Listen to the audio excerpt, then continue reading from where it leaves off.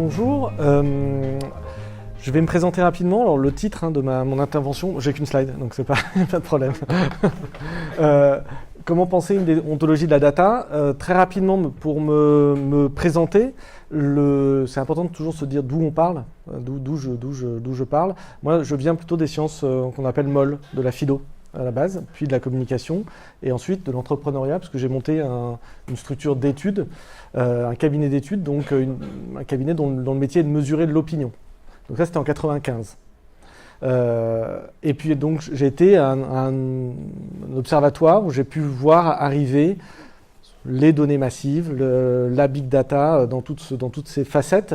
Et donc on a commencé, nous, on travaillait sur des méthodologies très simples de recueil de l'opinion, donc des sondages quantitatifs. Puis on a commencé à intégrer des données moins structurées, des bases de données qu'on nous a demandé de traiter. Et puis on a commencé à intégrer des emails ou des courriers de clients contents ou pas contents. Donc c'était encore d'autres données à intégrer dans nos diagnostics. Et puis là, récemment, on commence à intégrer des données d'objets connectés que nos clients nous fournissent en nous disant tiens, est-ce que tu peux croiser ça avec de la donnée d'opinion et puis avec ce que j'ai dans les bases de données, etc. etc. Et donc, on a vu cette complexité, surtout ce que le The Economist a appelé le data déluge. Donc, il y a deux jolis titres qu'on peut retenir sur notre sujet. Celui donc, de The Economist qui appelait ça data déluge et un très joli titre que Libération avait fait sur notre sujet qui était l'armée des nombres. En tout cas, deux titres qui font peur, quoi, à la base. Voilà, pas spécialement encourageant. Et en fait, mon constat, et c'est peut-être parce qu'à la base, j'ai une formation de sciences molles, de philosophe, j'ai toujours eu un esprit critique sur mon métier. Et j'ai toujours essayé de regarder ce que je faisais, je ne sais pas si c'est prendre de la hauteur, mais en tout cas, j'ai essayé de regarder avec beaucoup d'objectivité ce que je produisais. Et plus j'ai de données, plus j'ai l'impression de mentir à mes clients. Ce qui est quand même un peu embêtant, quoi. C'est-à-dire la véracité s'éloigne et l'opacité arrive. Ce qui est quand même très très ennuyeux. Et donc depuis 6-7 ans, j'ai développé cette idée qui était un concept qui devient aujourd'hui une formation, j'enseigne à Sciences Po notamment, ce métier de data déontologue, qui est complètement inventé, et on peut l'inventer ensemble, qui est un truc très hybride. Je vais essayer de vous en dire quelques mots là ce soir, mais c'est vraiment une réaction à ce regard critique sur mon métier. Donc, de plus en plus de données. Pour vous donner un exemple, les données d'objets connectés. Est-ce que vous êtes... Enfin, moi, je vous invite à vous poser deux questions. La première, c'est quand vous êtes propriétaire d'un objet connecté. Ça peut être un Fitbit, autre chose, votre téléphone. J'ai vu ce matin un premier article sur le fait de la première dent connectée. Donc, imaginons que vous ayez bientôt une dent connectée. D'accord ? Posez-vous deux questions. Est-ce que vous êtes propriétaire des données qui sortent de cet objet connecté que vous avez peut-être acheté ? Quand vous avez acheté un objet, cet objet, vous avez acheté l'objet, elle produit des données, est-ce que vous êtes aussi propriétaire des données? Ou est-ce qu'en fait vous êtes juste copropriétaire des données qui sortent? C'est un vrai premier sujet qui pour moi renvoie à la notion d'éthique et de déontologie, d'accord, la propriété de la donnée. Et puis il y a un deuxième sujet là, qui est encore plus, pour ceux qui ont fait de la philosophie, on dirait que c'est une problématique ontologique, c'est-à-dire de l'être, qui est-ce que les données d'un objet connecté, c'est vous? Je m'explique, vous avez un Fitbit, ça vous donne votre rythme cardiaque. Est-ce que vous considérez que le rythme cardiaque qui sort de votre bracelet connecté, c'est vous, dans le sens premier du terme? Est-ce que c'est vous? Est-ce que la donnée qui sortira de la dent connectée, c'est vous? Je vous dis ça parce qu'aujourd'hui, aux États-Unis, il y a un procès contre Fitbit. Les Américains, ils n'attaquent pas sur les données personnelles, sur mes tiens, ils vont savoir quand je dors, si je fais 10 000 pas, etc. Les Américains, ils attaquent sur mensonge de la donnée qui sort. Et les Américains, ils attaquent Fitbit en ce moment en disant les données, notamment cardiaques, sont fausses. Donc ce n'est pas moi, les données qui sortent. Ce n'est pas mes données à moi, ce ne me représente pas. Vous voyez la notion de l'être même, de ce que ça décrit. Et vous allez avoir tous ces problèmes-là aujourd'hui en entreprise. Si demain, à la Poste, quel cas, vous avez des vélos connectés, est-ce que les données qui vont sortir du vélo connecté de Jean-Pierre le facteur, c'est Jean-Pierre? Vous voyez, ça va être assez métaphysique, mais ça renvoie vraiment à cette donnée de véracité. Et qui va être le tiers de confiance qui va nous dire que les données sont vraies? Moi, je teste tous les bracelets connectés. Donc, le jour où votre mutuelle va vous demander de marcher 10 000 pas par jour, vous me passez un petit coup de fil, m'envoyez un email, et moi, je vous dis le bracelet à portée de toute urgence sur lequel vous allez faire que 8 000 pas et ça va vous en donner 10 000. Quoi. D'accord ? parce qu'il y a un sujet de véracité de la donnée. Et aujourd'hui, si demain vous avez une dent connectée et qu'on vous l'a vendue en vous disant que ça va vous permettre de mesurer le sucre que vous mangez, le sel que vous ingurgitez, qui va vous dire si c'est la vérité, et deuxièmement, et qui va vous dire si la propriété des données ne va pas servir à aller vous vendre plutôt du dentifrice. Voilà. Donc ces deux questions-là, c'était juste une incise sur le sujet de l'objet connecté, mais ça produit de la donnée, et il y a un problème de véracité de la donnée qui est derrière. Et donc, depuis 1995 que je navigue dans cet univers-là, donc j'ai vu arriver les data scientists, alors qu'on appelait au tout début des data évangélistes, et en effet, ils se sont présentés comme presque comme des religieux, enfin c'était une religion. Et donc ils sont arrivés avec, vous avez peut-être déjà tous entendu ça plein de fois, avec les 4 V, d'accord, la volumétrie, les données sont incommensurables, donc il faut des experts, il faut du logiciel, etc. La vélocité, hein, c'est-à-dire que voilà, l'immédiateté de la data, ça va tellement vite qu'il faut. La variété, voilà, des données structurées, des données non structurées, etc. C'est compliqué. Et il y avait un 4e V qui a fait rêver tout le monde, qui était la valeur. Tout ça va créer plein de valeurs. C'est un nouvel Eldorado, c'est le nouvel or noir, etc. Et moi, même chose, je constatais que ça n'était pas ce que je vivais, cette notion de valeur. Je voyais beaucoup d'impasses et je me suis dit, mais là aussi, il manque un 5e V qui est le V de la vérité. C'est qu'il n'y aura pas de valeur dans ce marché de la data si dans toute la chaîne de production, de collecte, de traitement, nous n'assurons pas la véracité de la donnée. Et on ne pourra pas fonder de la valeur là-dessus, sur une suspicion. Le marché de la donnée, c'est un marché de la confiance. Il y a des gens qui échangent, on échange tous nos données quotidiennement contre une promesse d'un service plus sur mesure, plus personnalisé, géolocalisé, plus immédiat, etc. Si d'un seul coup, cette promesse d'échange, ce deal n'est pas faire, s'il y a une suspicion dans cet usage de la vérité de la relation, de la justesse, voire de la justice de la relation, il n'y a plus de marché. Voilà, même nous on travaille pour Google, les patrons, les fondateurs de Google, encore aujourd'hui, ils disent à leurs équipes, les clients sont à un clic d'un concurrent, même Google. Et le fondement, le terreau, le ciment, c'est la confiance. Si je n'ai plus confiance dans les opérateurs, je ne leur confie plus leurs données, je ne participe plus à ce deal global. Donc je vois arriver ces fameux data évangélistes avec leurs 4V, je me rends compte que ça n'est pas ce que je vis, et donc il y a 6-7 ans, je développe cette idée de data déontologie. L'autre constat que je peux formuler, et là on peut partager, c'est des constats de société. Qu'est-ce que je vois arriver ? Je vois arriver en 2016 très fortement la notion de post-vérité. Donc vous êtes tous familiarisés peut-être avec ça depuis Trump, depuis le Brexit, etc. C'est-à-dire en gros, on s'en fout des faits, on s'en fout des datas objectivées. Ce qui compte, c'est notre ressenti. J'ai confiance en vous, lui il a l'air louche, ce candidat a l'air sympathique, j'ai peur de l'autre, j'ai peur de lui, lui il me rassure. C'est-à-dire qu'on oublie les faits. C'est toute cette notion de fait alternatif, hein, chère à l'équipe Trump et chère au Brexit, où on est en plein dans le sophisme, pour faire une référence aussi philosophique, on arrête les données, on arrête les faits. C'est par exemple une candidate lors de la dernière élection présidentielle à qui on montre une courbe de l'inflation en lui démontrant, chiffre à l'appui, que l'euro n'a pas créé d'inflation, et sa réponse, elle est lapidaire et elle répond « ce n'est pas ce que ressentent les Français ». Point. Ça, c'est la post-vérité. On va oublier les faits, on va oublier les vérités scientifiques, et on va dire la Terre est plate, voilà, etc., etc.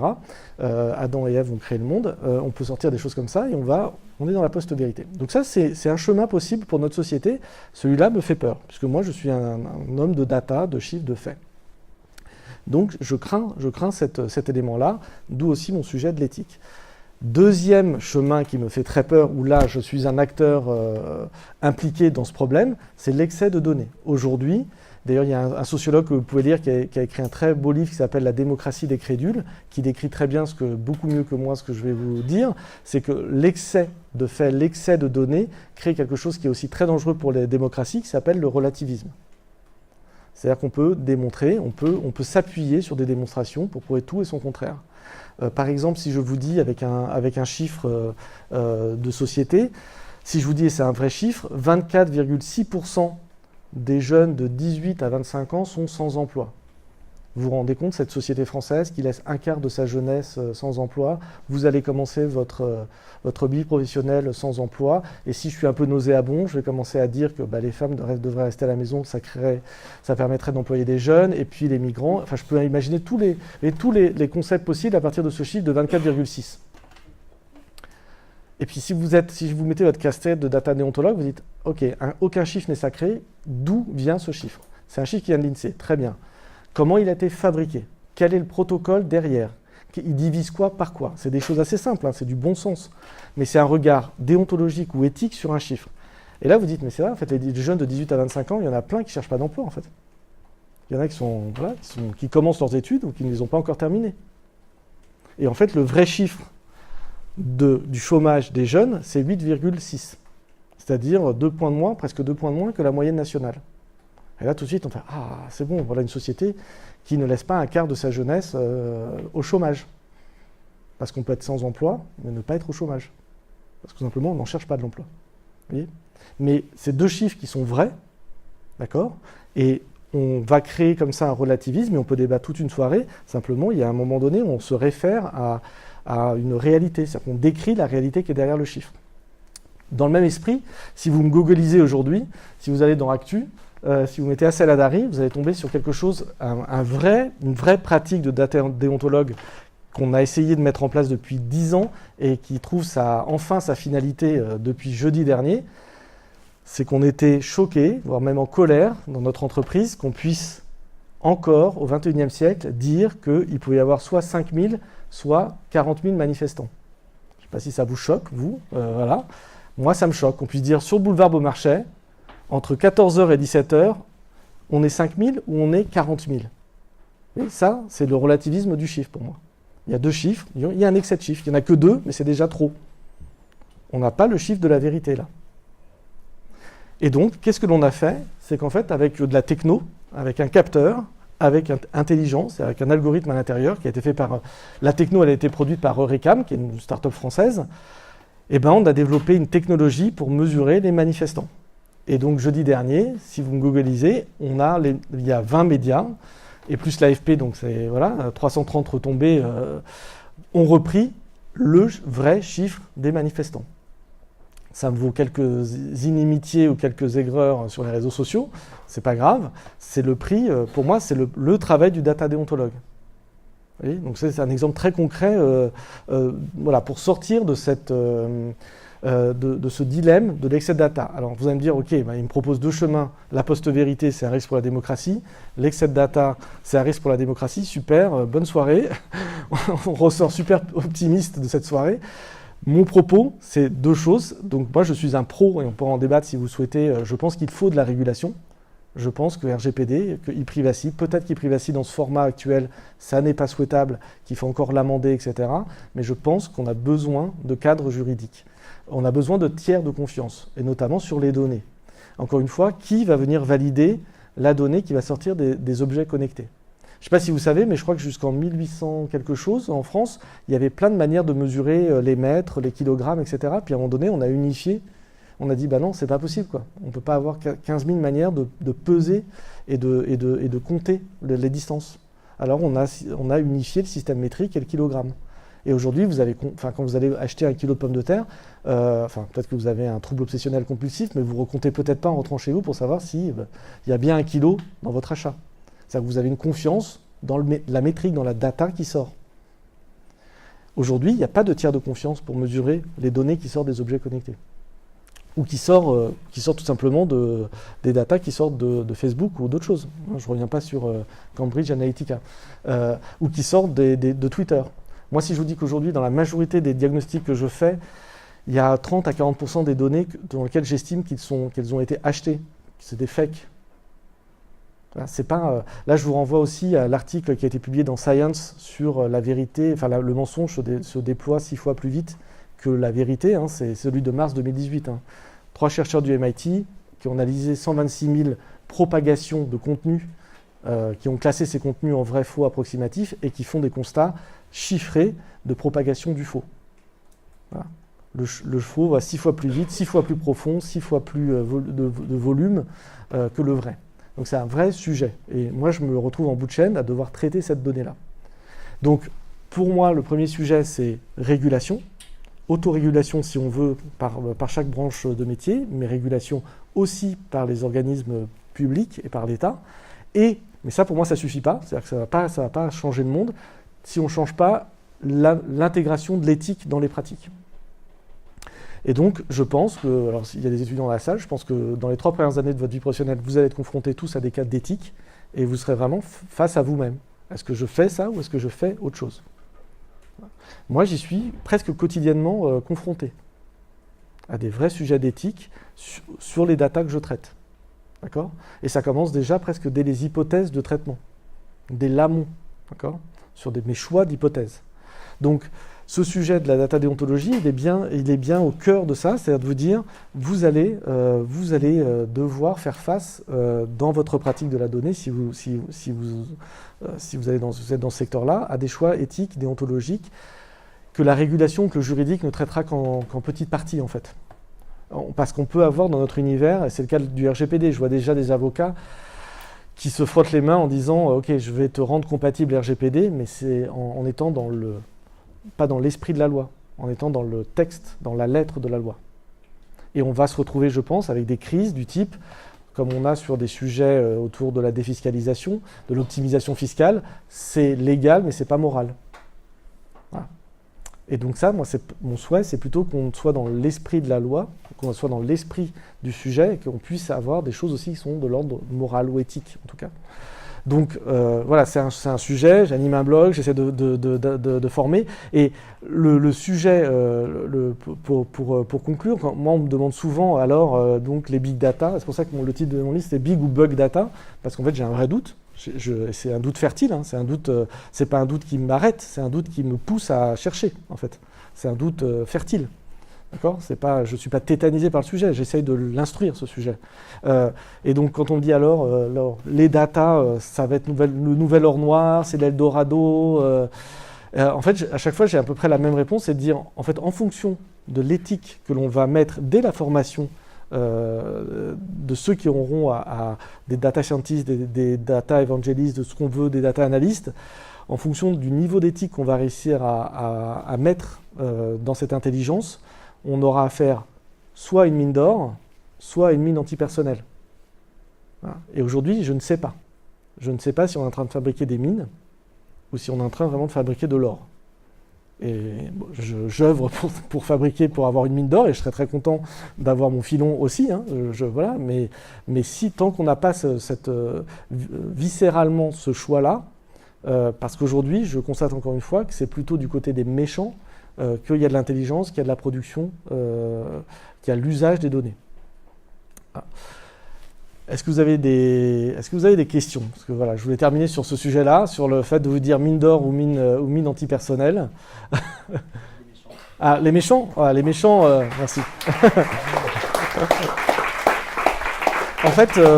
En fait, le sujet sur l'usage des datas, alors est-ce que Cambridge Analytica est un méchant? Voilà, on verra si peut-être qu'on peut juger de la méchanceté. C'est pour le coup très moral. En fait, moi, quand je vois les sujets des datas, en fait, on a des vrais méchants, c'est-à-dire qu'on a des vrais usages qui sont faits par des mafias pour déployer vraiment. Eux font beaucoup d'argent sur la fausse data, sur la production de data et sur l'utilisation de data. Et puis on a aussi des gens qui produisent des fake news et des data pour l'usage des data qui sont juste des démarches commerciales. Par exemple, dans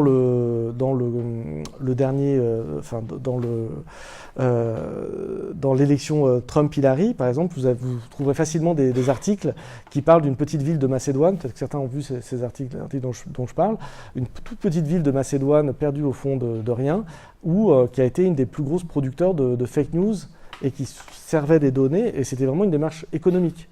Dans un pays où le salaire moyen est de $300 par mois, ils étaient à 4 ou 5 000 $ parfois par semaine ou par quinzaine. Donc en effet, la data, le fake et l'usage de la donnée à des fins, on va dire nauséabondes, on va dire ça comme ça, génèrent de l'argent. Donc on a, si vous connaissez les fermes de likes, etc., si vous tapez acheter des fans ou acheter des followers.com, vous allez tomber sur des tonnes d'officines qui vous vendent en fait ce que j'appelle les vanity metrics, quoi, les données de la vanité. Voilà. Et aujourd'hui, ça pullule. Et c'est beaucoup moins risqué que de dealer de l'opium. Voilà. Donc il vaut mieux dealer des millions de fausses data que de dealer de l'opium. Voilà. Pour info, l'IAB a dit que ce serait peut-être, ça allait bientôt arriver comme la troisième ressource illégale, quoi. Derrière justement la drogue, les armes et la traite des blanches. Voilà. Donc, ouais. Est-ce que les vraies data aussi, ça ne serait pas un véritable danger aussi Ah, alors c'est une question alors, il y a une vraie question derrière ça qui est, pour moi, est-ce qu'on a envie de savoir? Voilà, est-ce qu'on a envie de savoir? Est-ce qu'on a envie de savoir la vérité? Est-ce qu'on a même envie de payer pour la vérité? Moi, c'est un des sujets, sur le sujet des manifestations, par exemple. La première manifestation que j'ai mesurée avec la même techno, c'est en 2007. On est en 2017. Je sais pas si... Donc ça fait 10 ans que je sors des chiffres dont tout le monde se fout. Mais total. Oui, c'est même pas un petit peu mini-inter... je sors des chiffres en 2007, en 2008, en 2009, tout le monde s'en fout. Et en effet, le sujet, c'est la société et les médias, mais la société en général, je pense à cette époque-là, n'ont pas envie de savoir. C'est un sujet qui pique. C'est vrai que ça pique un peu les yeux. Quand nous, on sort qu'il y avait moins de cheminots que même la police ne le dit, autant dire que ça pique les yeux comme chiffre. Mais c'est un vrai sujet de avons-nous envie de savoir? Sommes-nous prêts à payer pour savoir? Ou combien on est prêt à payer pour avoir cette vérité? Ça, c'est un sujet de société. Mais je pense qu'aujourd'hui, la société est davantage prête par ce qui s'est passé, encore une fois, Trump, le Brexit, il s'est passé un certain nombre de choses. Du côté des médias, on s'est aussi beaucoup formé, là, il faut leur rendre hommage.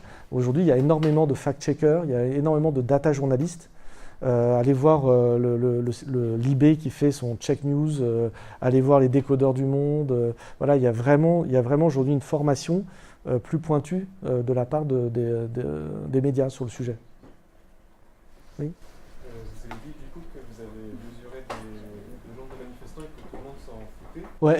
Mais du coup, ça me fait rebondir sur justement. Je pense que c'est pas tout le monde s'en fout, mais comme vous disiez, c'est peut-être que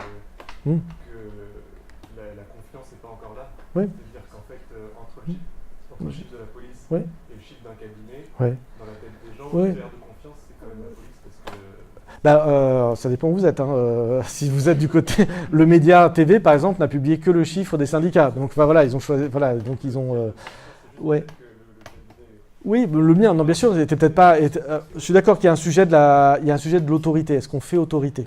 Et en même temps, il y a un sujet pour moi, ce qui va souvent de pair avec la vérité.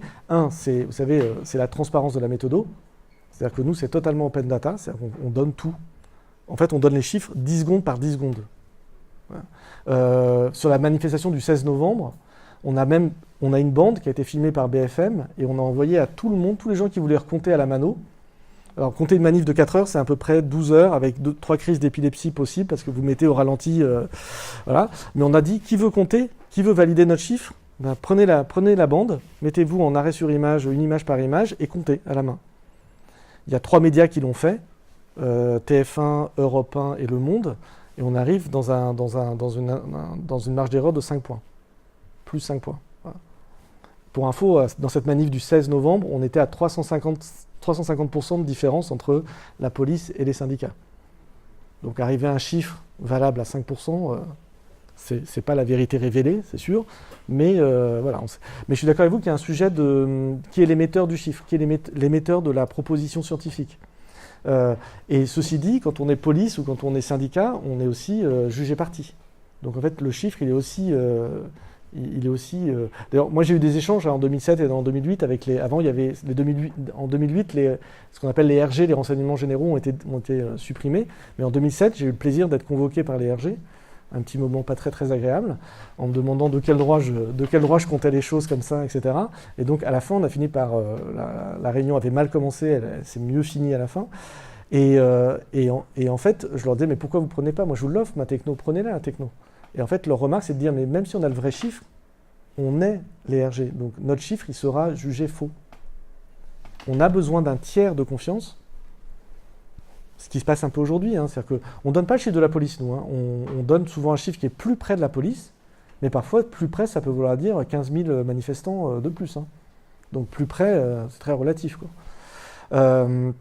Mais vous voyez, pour terminer là-dessus, pour moi, le grand mérite du comptage des manifs et d'arriver à essayer d'avoir une logique de déontologie de la data, c'est que je ne sais pas si vous avez remarqué dans la manifestation de jeudi dernier, c'est le plus petit écart jamais constaté entre le chiffre de la police et le chiffre des manifestants. Il y a 32%. On n'est plus dans des multiples de 2, 3, 4, 5, 6, 7, 8. On a déjà eu des multiples de 10. Et là, l'écart, parce qu'on a fait un roulement de tambour avant, tous les médias ont dit « Attention, jeudi, on va compter ». Étonnant, 32% d'écart. Jamais vu aussi peu. Et ça, j'ai envie de dire, moi je me suis couché heureux à cause de ça. Hein. Pas parce que j'avais bien compté, mais parce que si c'est ça la vertu du data déontologue, que d'un seul coup de rassembler, de faire converger les énergies vers un chiffre plus vrai, je ne dis pas vrai avec un grand V, mais plus fiable et plus vrai, le job est fait. Et ça, on peut le faire sur plein de sujets, en fait. Mais pour ça, il faut un tiers de confiance, quelqu'un qui est non partisan. Oui. Et pourquoi les gens, selon vous, pourquoi les gens, du coup, ils ont attendu 2017 pour finalement accorder cette confiance ? Je pense qu'il y avait vraiment un sujet de ce qu'on me disait en 2007-2009, c'était c'est sympa de montrer ces deux chiffres, c'est tellement français, c'est rabelaisien presque. Enfin, c'était vraiment, on a l'impression que c'était une French touch. C'était sympa, quoi. On faisait le yo-yo et c'était amusant.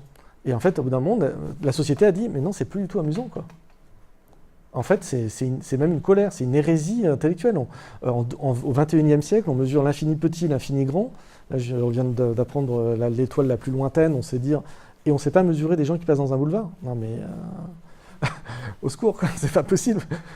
Et ça, alors après, il y a quelques journalistes, pour rendre hommage, il y a un journaliste qui s'appelle Thomas Legrand de France Inter, peut-être que vous l'écoutez le matin, je vous invite à le faire, c'est un super chroniqueur. En effet, lui, ça l'a vraiment choqué, et comme il est un peu connu dans son univers, il a dit à ses potes, et si on faisait quelque chose, quoi. Voilà. Mais encore une fois, je ne veux pas résumer tout au comptage des manifs, mais pour moi, c'est vraiment une illustration du sujet. Hein, c'est de dire, on peut sortir du dilemme en essayant de proposer quelque chose. Oui. Bonjour. Oui.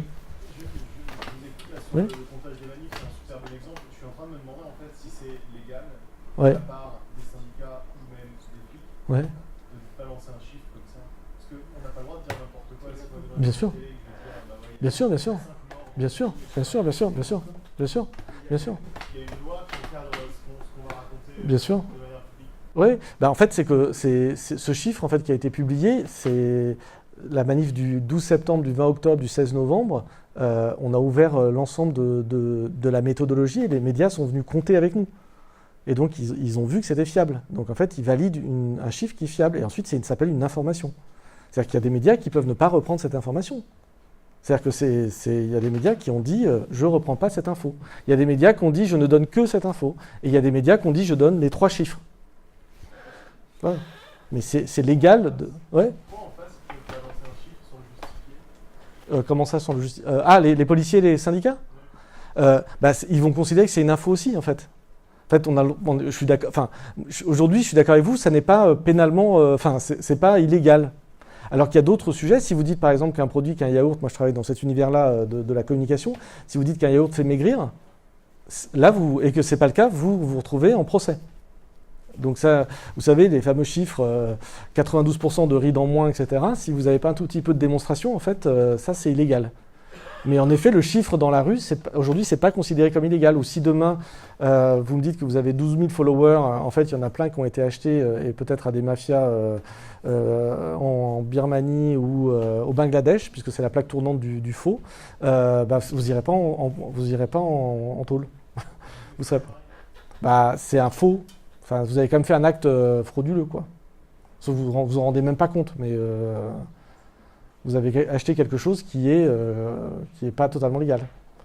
Mais aujourd'hui, en tout cas aujourd'hui, on a le droit d'affirmer qu'il y avait 40 000 personnes dans la rue, en effet, et que c'est une information. Voilà. Oui.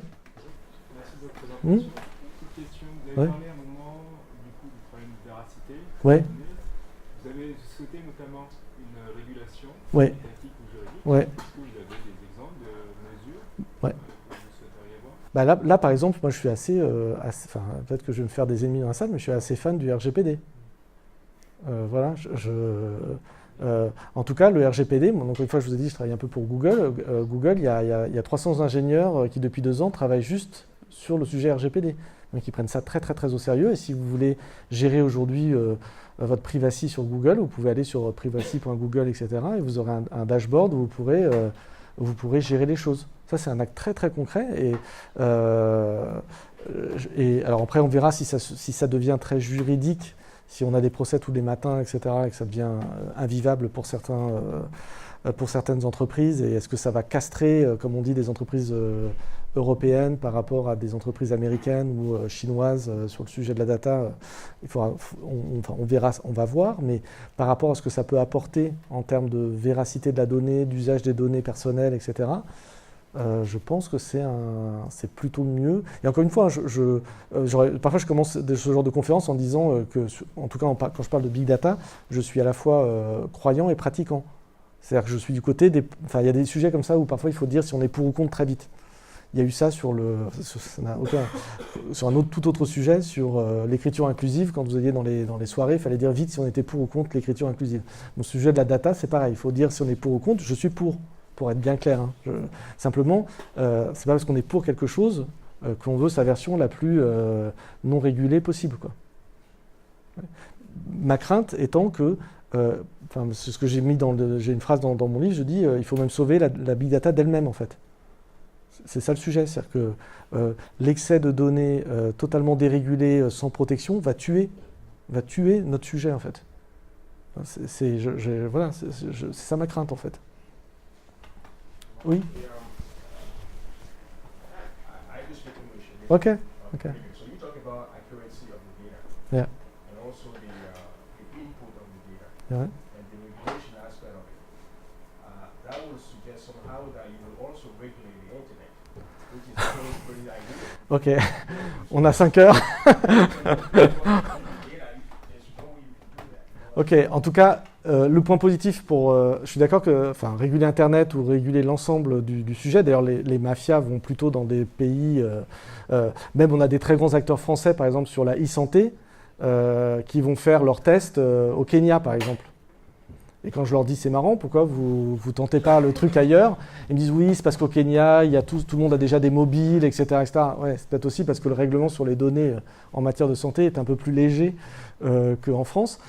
Le point positif, ce que je vois, c'est, par exemple, RGPD, c'est un sujet européen. Vous voyez, donc ça, c'est déjà une régulation qui n'est pas mondiale, certes, mais d'un seul coup, qui a la vocation à dire toutes les données d'Européens, même si on est une entreprise américaine ou une entreprise chinoise, tu es Uber, tu as des données d'un Européen, tu es soumis au RGPD. Donc il y a déjà quand même un poids.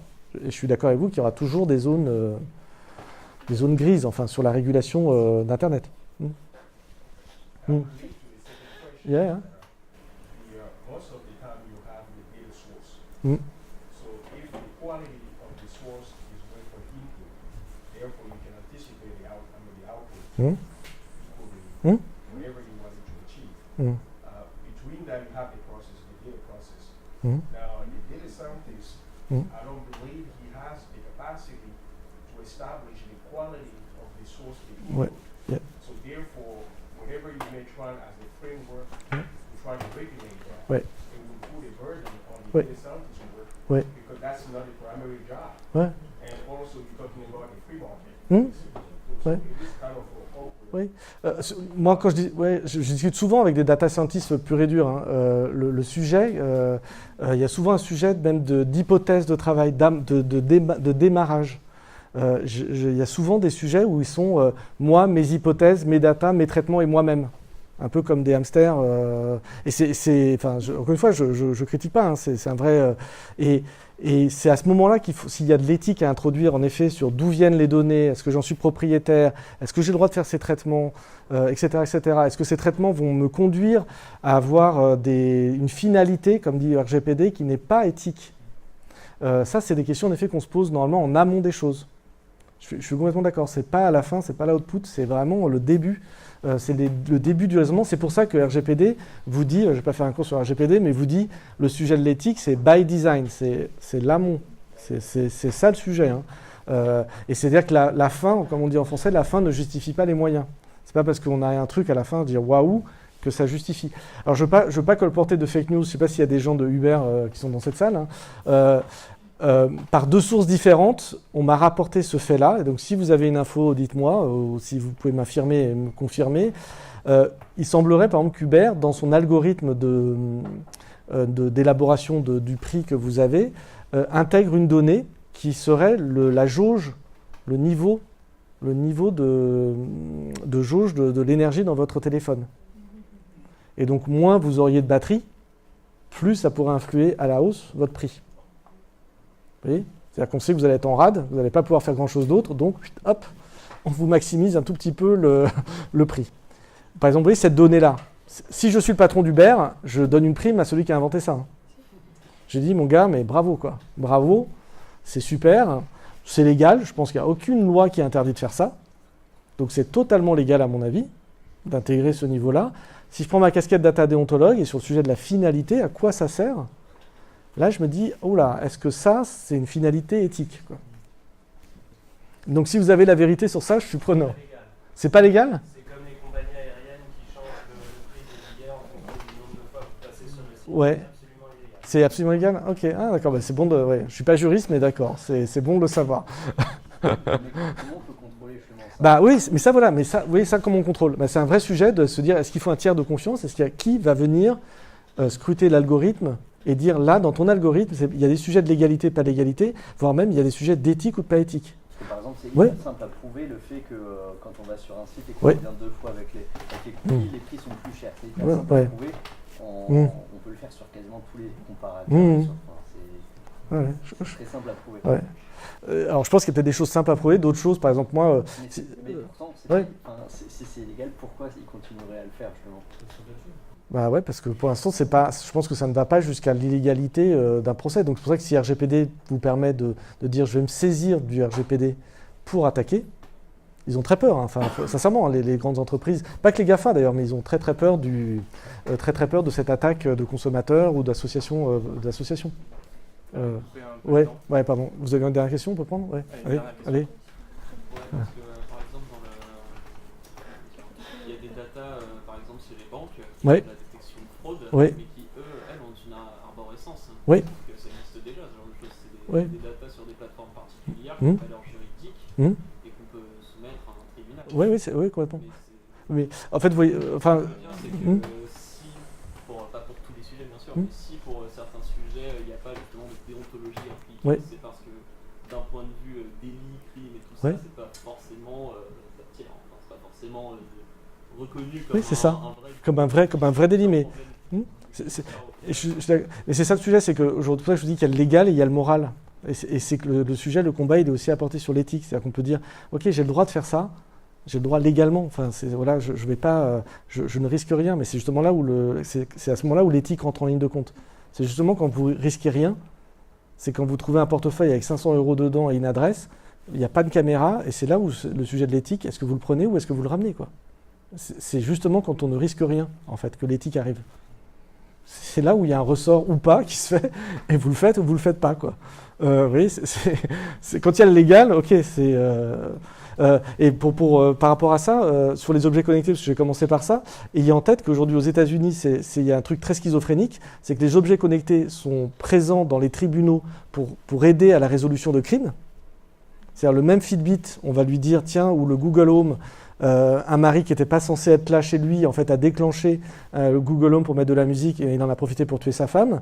Et il a dit qu'il n'était pas là, mais on l'a entendu, enfin, la voix a parlé pour lui. Et puis dans le même temps, les mêmes objets connectés sont de l'autre côté de la barre où on leur fait des procès pour non-véracité de la donnée. Et donc vous voyez, on se retrouve dans un monde assez schizophrénique où la data qui va sortir il va y avoir besoin, et la data qui va sortir des voitures connectées, etc., sans chauffeur, voilà, ça va être un vrai sujet. Et donc là, il y aura du légal, il y aura plein de procès. Les avocats se frottent les mains, ils disent qu'ils ont du boulot pour 50 ans qui viennent. Mais tant qu'on n'a pas réglé le sujet de l'éthique dans les formations, d'ailleurs c'est ce qu'a dit Cédric Villani sur est-ce que l'IA va être bonne ou mauvaise, il a dit montrez-moi les gens qui vont la programmer, je vous dirai si elle sera bonne ou mauvaise. Montrez-moi, voilà, ça va se jouer sur ça, quoi. Bon, voilà, j'étais un peu long, merci. Merci beaucoup. Merci. Je reste.